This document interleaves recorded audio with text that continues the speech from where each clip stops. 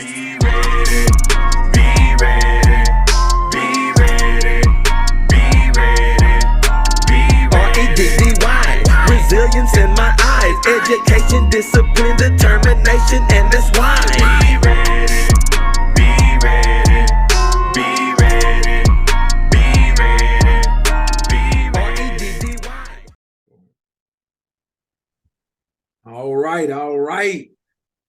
Welcome to the Reddy Pipeline Podcast. Hey, this is Coach J, Dr. Juichi Bomani. You know how we do it. Warriors wake up, soldiers check in. What mission are we on today? I am fired up to be here. Man, we got a phenomenal guest, and you know my co-host. Let them know. You know who it is. It's Mr. Be Ready, Stay Ready, Already. It's me, Ted T. Hey, Happy New Year, y'all. Happy New Year. Hey, it's a new year, but the same old flavor, the same old power, the same old structure. We here, baby. We black man throwing education in your face. You know it. Oh, hey, go ahead, Coach J. Go ahead and introduce our special guest. Listen, we got a phenomenal, a powerful brother in the building today.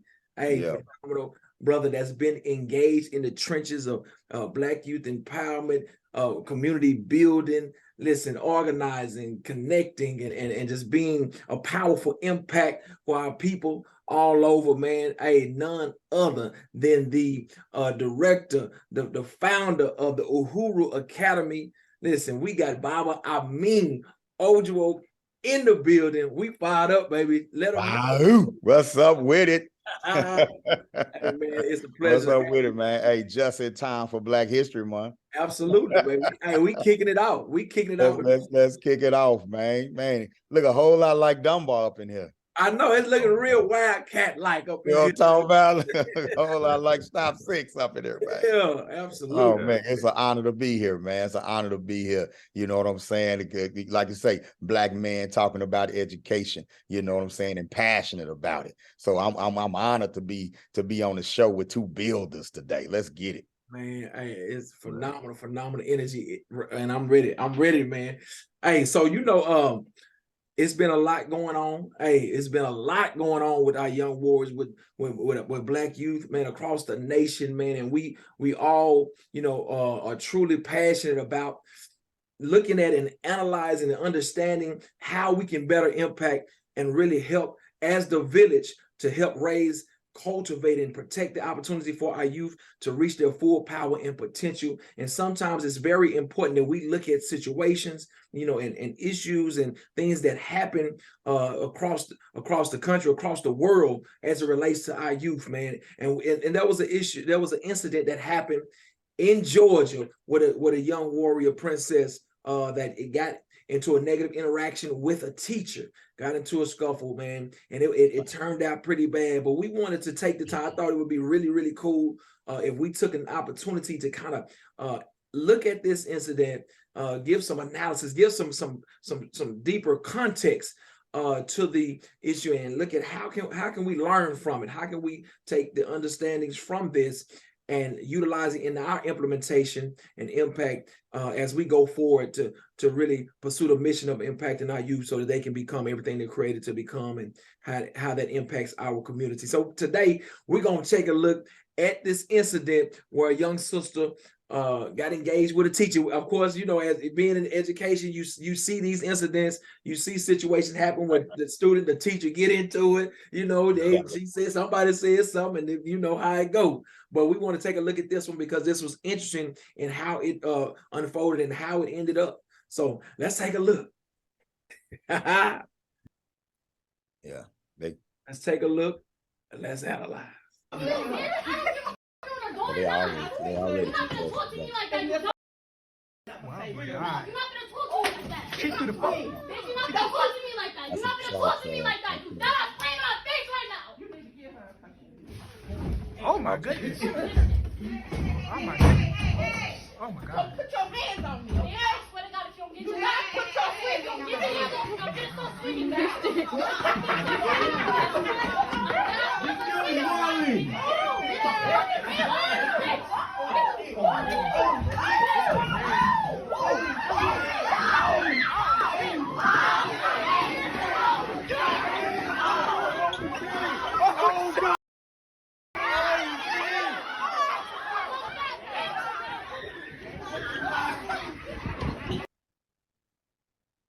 Wow. Okay. Yeah, a lot of anger in that short time. Absolutely. Absolutely. There was a lot going on right there, man. Mhm. What do y'all it thoughts, brothers? Y'all open it up, man. Hey. Man. Yeah. You know, my initial thought just when I first saw the clip was they were already too close. You know, so what happened? What was the situation that led to that? By the time that little girl is in her face, you know what I'm saying? There had to have been some opportunities to de-escalate, you know what I'm saying, prior to that. You know what I'm saying? It usually doesn't jump off with people in your personal space like that.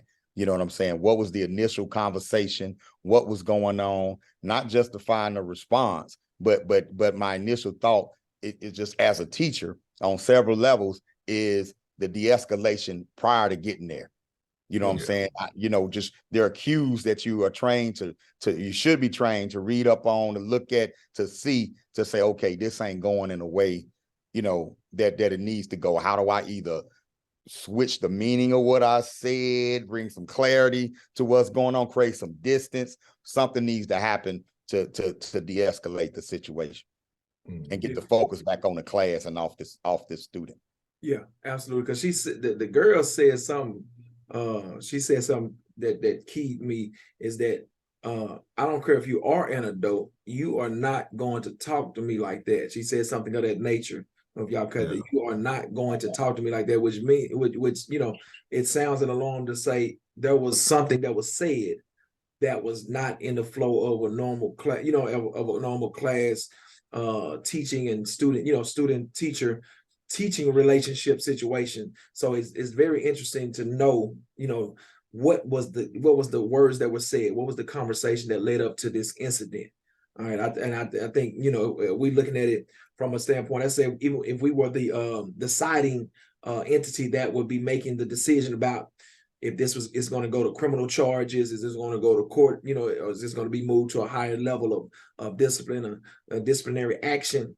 I think that it would definitely be important to know what was said, and it still may not, Yeah, change really, once she slapped that cell what phone happened out with the of her behavior. hand, Yeah, what was said didn't matter no more as yeah, far as absolutely. Yeah, it still may not change the disciplinary action. yeah. Once she slapped that cell phone out of her hand, that it doesn't matter what she was saying. What was said.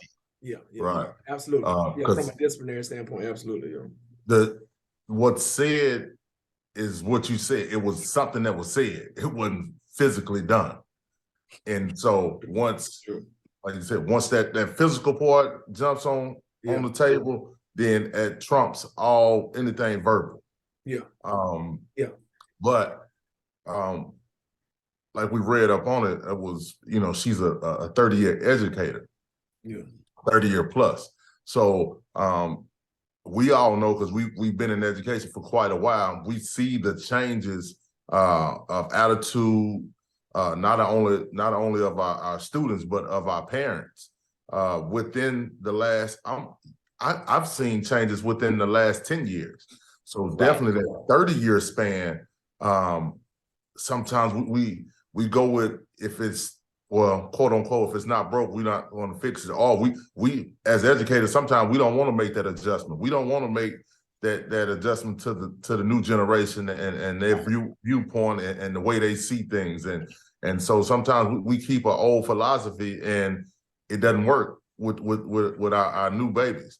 And what escalate, something that's verbally said to someone now, a student now, versus what could have been said 30 years ago, you don't get the same results, if that makes any sense.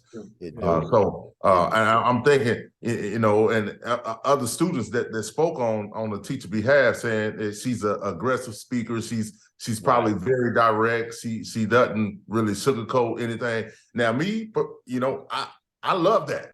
I love that. You know, right. You know, I'm used to that. Yeah. But again, it's a new generation, and we can't force certain principles on this new generation, because this new generation is what it is. You know, they're their own. They kind of they flow on their own. Now, not saying that, you know, you can't provide structure and you can't provide boundaries and those type things. Those, that's the only way the school is going to be able to operate.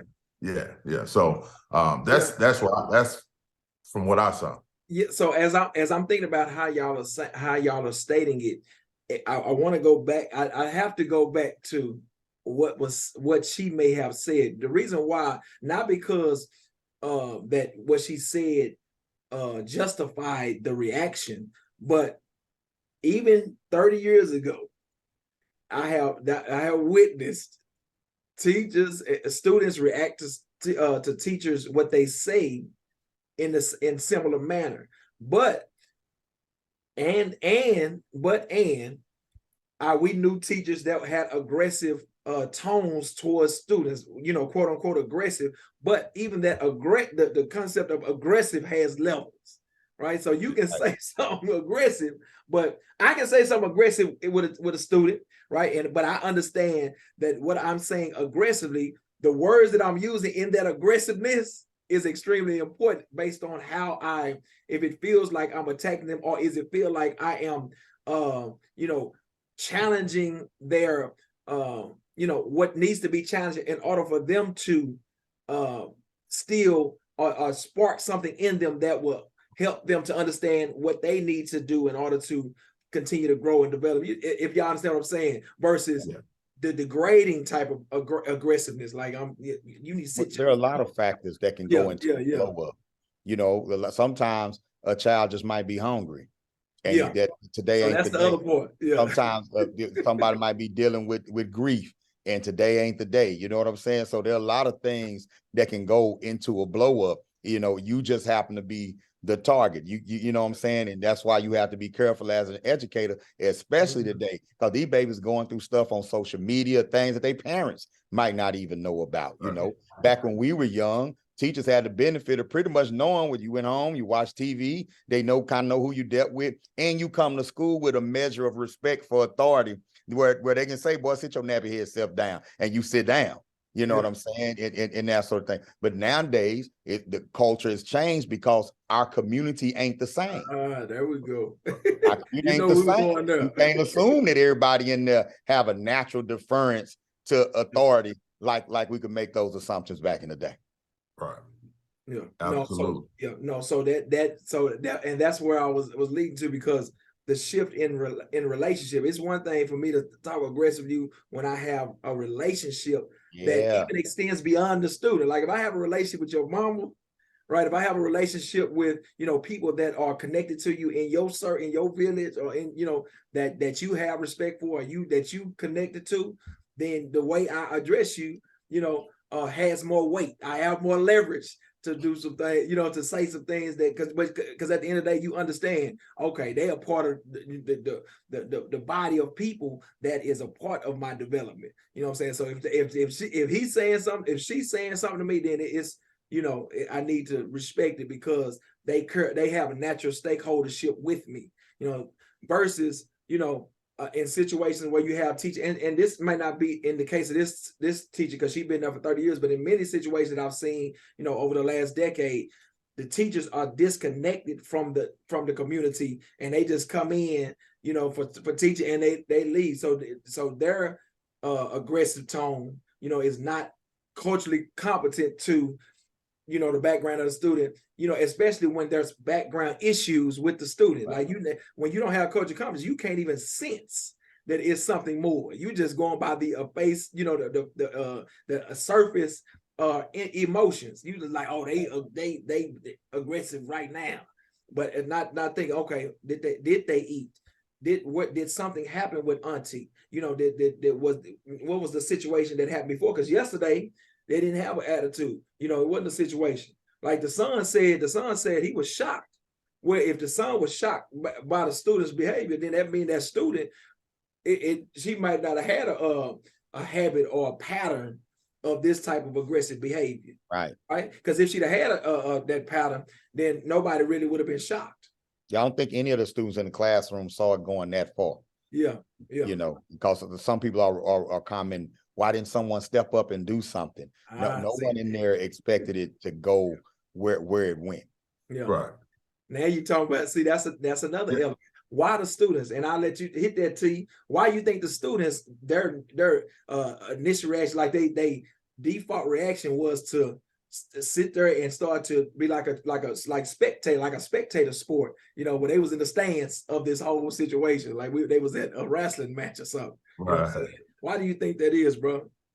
You know what? I think it was shock value. It was the shock of it.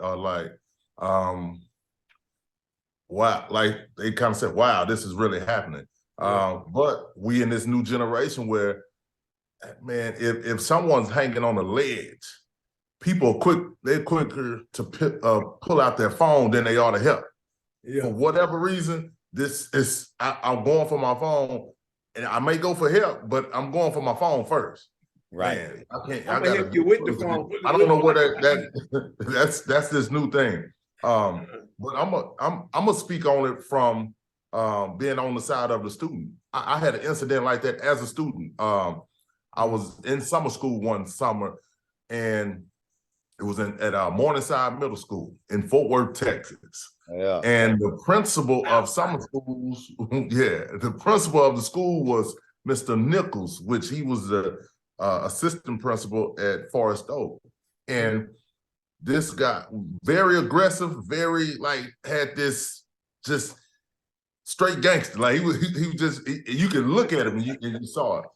Now, me as a student, I never been an aggressor. I never, you can, talk to teachers and friends and people. I was sort of that smooth guy, just kind of cool, collective. I'm gonna crack my jokes. I'm gonna do those things. But this particular day, we were on the bus.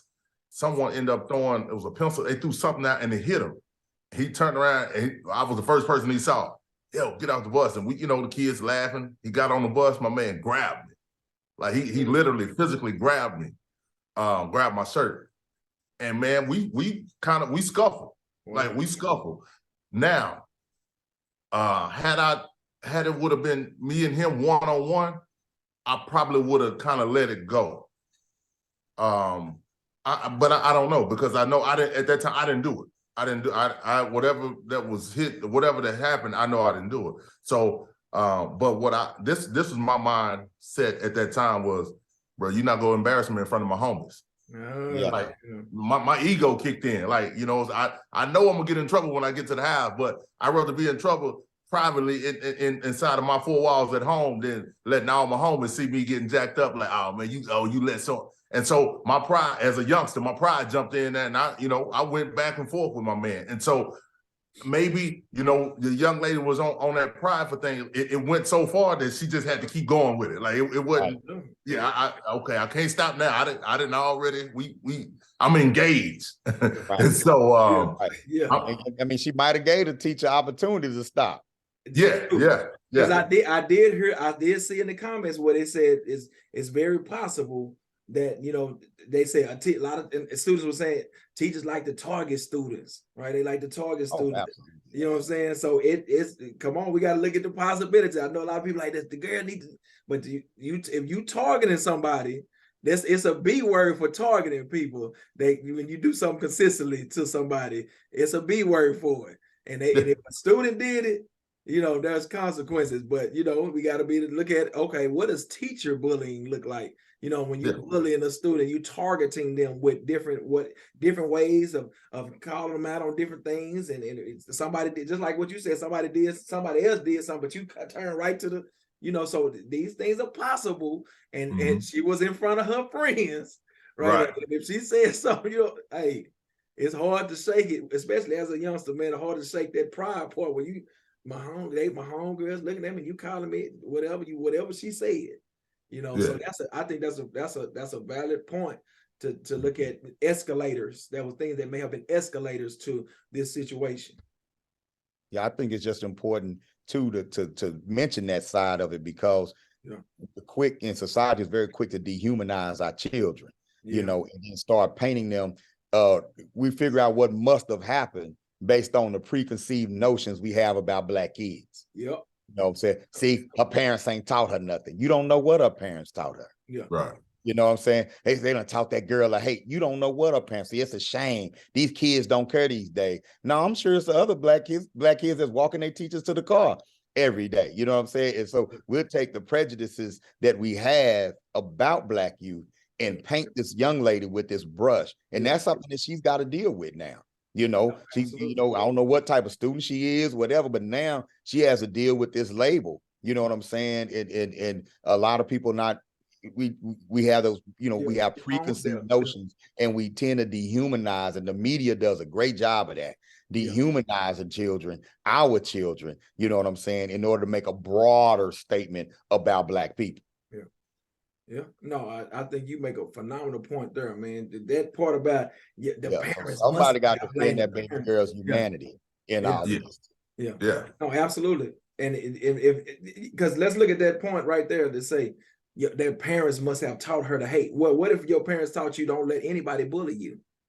And what the teacher was saying sounded a lot like what happened last year with the girl, you know, that came in, you know, that tall girl that came in, you know, that was talking to me that way. And we had that same type of incident. She might have trauma, you know, she heard the same type of language, you know, from that she heard last year. She heard the same type of language from that teacher. And she remember mamas, don't let people bully you, because you do that, you make a habit of that. That's going to be something that's going to continue in your life, and you will never, you know, be able to reach your full potential because people are going to take advantage of you. You know, you see what I'm saying? That you gotta, we gotta look below the surface on it, man. What you say, Ted? No, what you're saying is true, because I mentioned that earlier. I said I knew that incident I was in. I knew I was getting in trouble. I knew when I get home, like, you know, back then what the educators say was law. It wasn't like that's the first time my dad actually went to the school, and my dad kind of vouched for me. I was surprised. I'm like, normally it's just pop, pop, pop. No, what they said, that's what you did. You lied. I don't want to hear it. All day long. Right, you know. But that's the first time, because my dad knew me enough to know, okay, that's way out of character. Now I may see him doing something there, but not that. And so, but I just knew look, bro, I know I'm getting in trouble at home, but boy, these few, the 30, 40 people that's around here, you gonna be able to tell, when you tell this story, you gonna say, hey, ain't no fun. The rabbit got the gun. Right, exactly. Yeah. You ain't know I was starting running back. When you get home, when you get that whooping, that's between me and my daddy. But boy, it's 30 other people around here. I said, hey, you got to pick which one you want. So, and that's what I'm saying. Yeah, absolutely. So yeah, you are taught those things. And I think in this day and age with social media, peer pressure is at a high. Like peer pressure, you know, between peer pressure and going viral and the mix of both and social media the way it is, you know, we only deal with our peers, like the peers that surround us. Now they're dealing with peers online. Like it's a community. When I say community, I'm saying like outside of their physical community that they dealing with. You know, they have a social media community that they deal with. And it's man, that's a lot of pressure for, you know, as an adult, we may say, oh, you could, no, as for a kid, it's a lot of pressure. It's real for them. Yeah, it's real. I had a baby in my class today. She's only 12 years old, and she said, I want to do a podcast about beauty standards. And she said, because social media makes me feel like I'm ugly, you know. And she's like, you know, I feel better now because I don't get on social media. You know, and she said as soon as she stopped getting on social media, she started feeling better about herself, you know. And a lot of them are feeling that way. A lot of them are getting that pressure, you know what I'm saying? And so I just want to make sure that we humanize the little girl, not justifying, right? Because, you know, as a village, we're responsible for raising our children. And we're responsible for helping them, train them on how to deal with verbal altercation. She wasn't attacked physically. She at worst, she was attacked verbally, you know, but life is 10% what happens to you, 90% how you respond to what happens to you. Right. And so she definitely needs to be trained in a better response, you know, and then I want to show some sensitivity towards Miss Turner, the teacher, because you don't go to school, you know what I'm saying, planning to get into no fight with no students and things like that. And she was trying to avoid physical, even though she wasn't backing down, she didn't create space you know, between her and the child. She was being an immovable object too. I'm sure that's not how she wanted her day, you know what I'm saying, to go as well, you know, and it's challenging for teachers today, dealing with situations where every child is an island that has access to a media device and access to you know what I'm saying, talking to people, and you know they watching things that they probably shouldn't be watching, using language that's, you know, so it's not easy being in front, and that was a full classroom. Yeah, absolutely. Yeah. No, That was a full classroom, and it's not easy, you know, to handle that, you know, to do that. But that's where that training and stuff has to come in, or that retraining has to come in. But definitely, I'm not assuming that teachers wrong either, you know. Yeah, but from teachers' perspective, you know, that lady, she could be exhausted. She could be frustrated. yes. You know, she That's was what subbing my that day. next point, You know, yeah, you know, so we got to be sensitive to that too. Yeah, So absolutely. she And I was was, the substitute. yeah, she was subbing that day, and she may have been retired and, you know, come back to sub some of that nature. Oh, Helping okay. out some of that nature. I don't know all the details of that part, but I definitely want to make sure that we, you know, we show that type of humility and what I want to say, empathy for teachers, man, and educators, and just the complexity of it. Because we saying that, and I come in as an advocacy in many situations that are similar to this.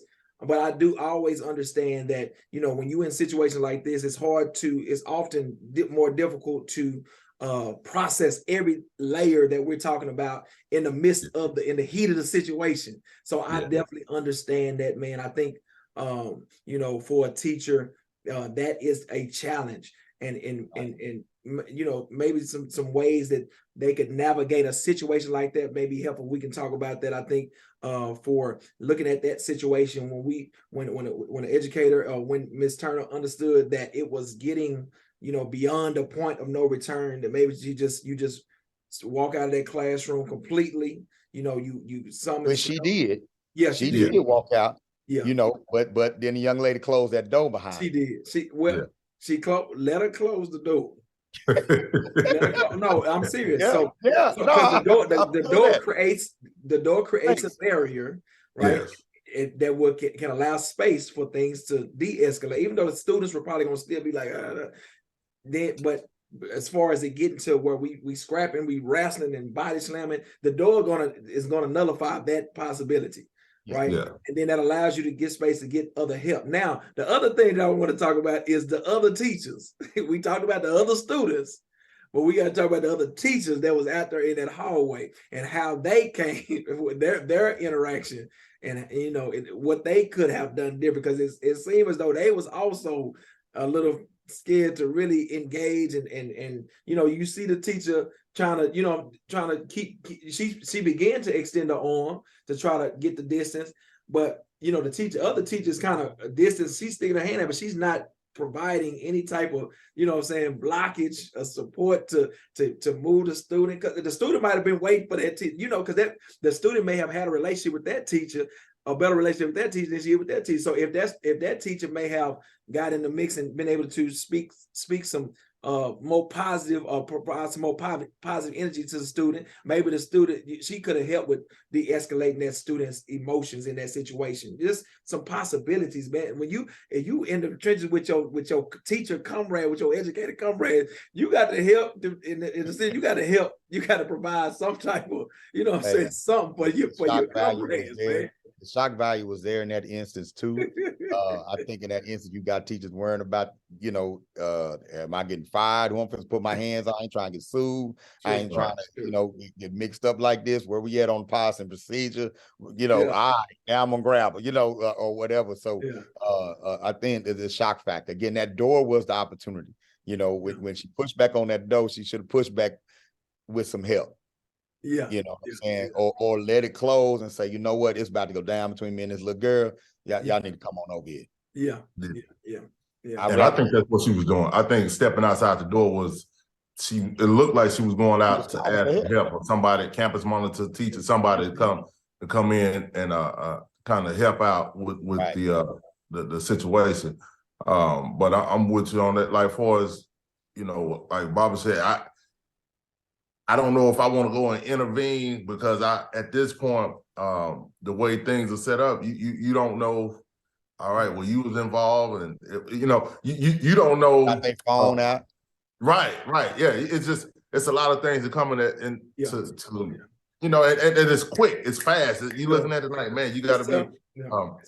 And even if you're trained on it, when it happens, you will have some type of tool to pull from, but you'll still be kind of the initial shock, like, oh, whoa, we go through our daily routines as educators, and it's never a dull day. It's never a day that's the same, but it's definitely never a day that you're going to see this every single day. Yeah. So it's just making that proper adjustment of trying to get things to de-escalate in that moment, and with things happening so fast and so rapid with a full class, man, that's a lot. That's a lot of layers. That's a lot to unpack. I mean, that baby did not let her walk away. Right. She followed her to the door. Yeah. And tried to close the door. And I'm sure Miss Turner's instinct was, I can't leave children in classroom by themselves. Yeah. So she comes back and she pushes the door back open, not even in an aggressive way, like she's trying to hit the girl with the door. Just, I ain't gonna let you close the door. And this baby is literally touching her on her arms, literally in her face, and literally touching and talking to her. Yeah. In that moment. Yeah, it's escalated to a level of altercation and physical altercation. That's why I say let her close the door, because once you get to physical altercation, you leaving them in the classroom that don't matter. Because you still at the door. It's a window in the door, so you're not leaving them in the classroom. You can see through the door. You have another teacher behind you. Let that door close. You got to go. It's important. And I forget that training is that type of training is not always a part of when you coming in as a teacher. Because when I was coming as a teacher, I don't remember that type of training. To me, this is like self-defense training. It's like martial art, where you have to be able to steady your mind and be able to operate under the pressure of a situation and be able to think critically so that you can take proper steps and this de-escalating and being able to summons the right help or make the right move or move away from the situation. And I know that type of training is not always existed for teachers, whether veterans or new. All right. So, so most, you like, oh, what, basically you like, okay, what, and you're thinking about everything from procedures to protocol to cell phones and going viral and right. Y'all gonna hear me yell help. And which is help. I'm gonna hear me yell help. Even if I'm hemming him up, help. Nothing wrong with help. that. Yeah. I'm in danger. Help. That's what you're gonna be. Yeah, you did, because I was thinking of Zimmy and Hakeem at McDowell's when they threw Samuel Jackson down and said, "Hey, look, I'm not gonna hurt you, but I will be forced to thrash you. Thrash you don't feel bad." I'm gonna thrash you sounding like a victim the whole fight. Right. Ain't no audio gonna say, "Get out my face, take this." Right. None of that. Help, please stop attacking me. Yes. Please. What? Educate, do not thrash your students. Don't thrash your students. But if they thrashing you, you don't have to be no. You have all the right to defend yourself. But that's why it's okay. So training, as we wrap up, y'all, I think one of the major things that came out is that training is extremely important, not just for in high level situations, but how to engage students in a way that prevents a lot of these type of emotional reactions, because you're considering everything that we talked about, right? So everything that we talked about is a training, right? So every level, every aspect, every component it can be put on a slide, it could be laid out on a page, and it could be taught and trained, and it could be digested for teachers to understand how to operate before the incident, right? What I'm saying? And even in the midst of situations, we could go into more training. So training is a high point of emphasis that I hear, in this discussion, man. What are y'all thoughts on that? Yeah, definitely de-escalation was the key in that situation. You know what I'm saying? That was definitely a failure. There was a failure to de-escalate. you know, and the de-escalation should have happened way before they were in each other's face. And that does fall, you know, firmly in the lap of the teacher. Well, of course, students have a responsibility too. You know what I'm saying? At that age, you've been taught to calm down. Okay. Yeah. But at the same time, as a teacher, you have to see these things coming and head it off at the pass, table some discussions, get back to focusing on your classroom, you know, and deal with that after school, in the hall, one-on-one, that sort of thing. So the escalation. I do. I agree. I have this thing where calling out students. I have a system on how I call out students, and I go around. You know, if it's a particular student that I need to address, I may just go and just say something in 2 or 3 other students' ears before I get to that one student that I need to get to. So it's not looking like I'm calling you out. I'm not putting you on Front Street. I'm gonna go here, and then I make my way to that student. And normally and then even in the midst, sometimes I ask that student just to step out so we can have that time to, okay, let me get understanding what's going on. Okay, you need, get a drink of water if you need. Just go, just take your little quick break and come on back in. So I'm able to get that student one-on-one and getting that. And this is something I just came up with. This is something that just being a seasoned educator that I've seen that kind of work for me, and it may not work for everyone, but having that system, individual system, and knowing and think you have, as an educator, you have to think about those.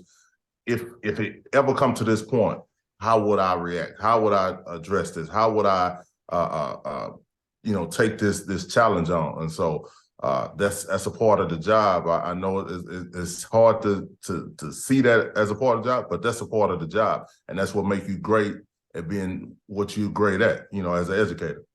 Absolutely, man. Phenomenal aspects of professional development that that we could offer to districts, to offer to schools. That would be phenomenal in, helping aiding situations like this from even happening. So we provide some great professional development that each one of us can contribute to for any district, for any school. And we would love to do that because we want to minimize this type of a negative interaction between teachers and students, because the relationship is supposed to be something that builds them up, right. and it's not a tearing down process. And also the other part is training for the students. Each one of us that you see on this podcast provides, types of training and educational empowerment and mentoring that is extremely important, that provides that social emotional support and stability and strength that could have been very important in helping that student with anything that she was dealing with, anything that may have happened, that she could have had some tools to process what was happening with her, whether it was before she got to their class or even in the midst of engaging with the teacher. That type of support and continual development for a student, opportunities for social, emotional, and leadership development, and cultural development, understanding who she is, understanding her history, understanding how phenomenal she is, and the phenomenal ancestry that she comes from is extremely important. Because when you see yourself as powerful, you see yourself as brilliant, and you envision yourself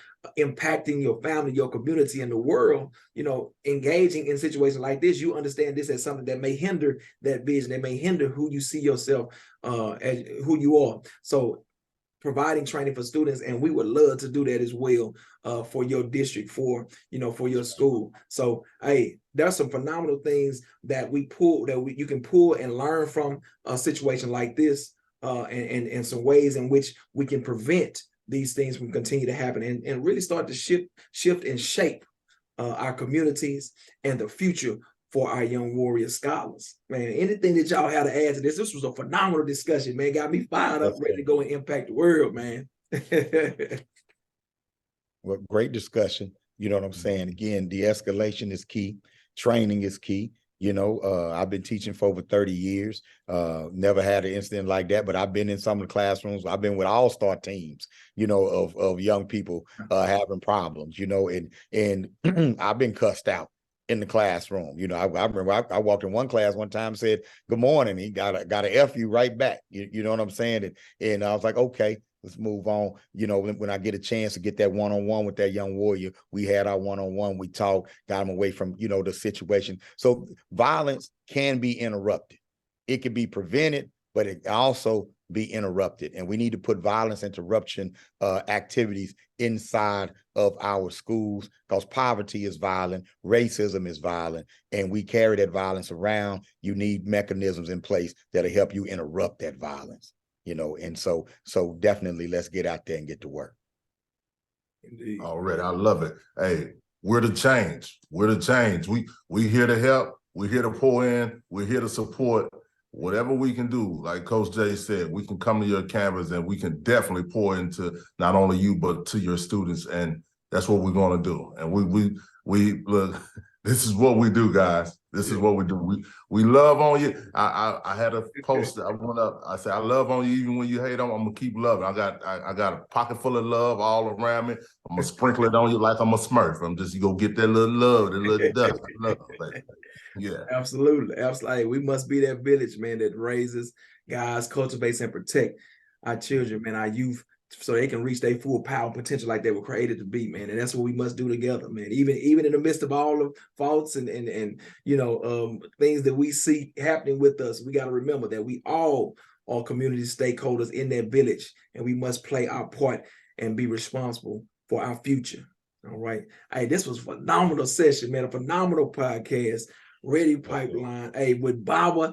I mean, Ojuo with us today. You know, hey, you know it's come on, man. Anytime, man. Anytime. Hey, we gonna, hey, Bob, we want you to get anything you want to get in, man. We gonna wrap it up. But hey, this has been phenomenal. Yeah. I appreciate y'all having me on. Everybody support the Uhuru Academy at uhuruacademy.com. We have an online K through 12 private academy. We have our adult education academy called Operation Reconnect for those who stopped out of school but need a diploma and a plan. Yo, get at us, uhuruacademy.com. Hey, it's about solutions. All right. Already. See how you gonna get us out of there, baby. Hey, you know it. I want you to be ready. I want you to stay ready, and I want you to be all ready. It's me, Ted T. Hey, man, let's go get it today. We on a mission. Hey, when we work together, when we connect together, we can't be stopped, family. Let's go get it. Zao.